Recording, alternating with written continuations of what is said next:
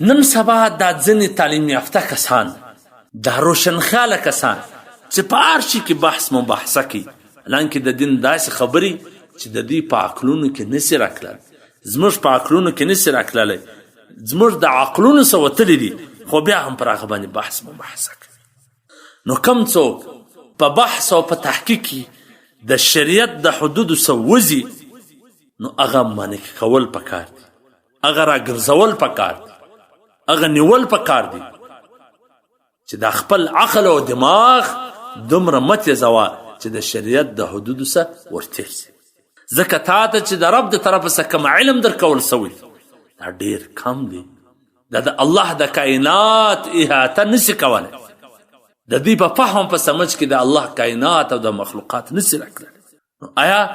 هر ځای د خپل عقل آسان مځغلوه. حضرت ابو هريره رضی الله تعالی عنه فرمای چې نبی کریم صلی الله علیه وسلم ارشاد و فرمای چې خلک به یو د بل څه پوښتنې کوي، در دې چې دا پوښتنې به لا کوي چې دا دنیا الله پیدا کړې ده، نو الله چا پیدا کړې. نو کله چې تاسې داسې څه خبره محسوسه کړئ نو فورا وایاست آمنت بالله ورسوله. بخاري شریف، مسلم شریف کې دا حدیث. داسې فکر او یا سوچ دله راځي یا څوک داسې خبره کوي او آمنت بالله ورسوله فورا دا وایه، نو چې کم شی ستا د عقل څه بهر دی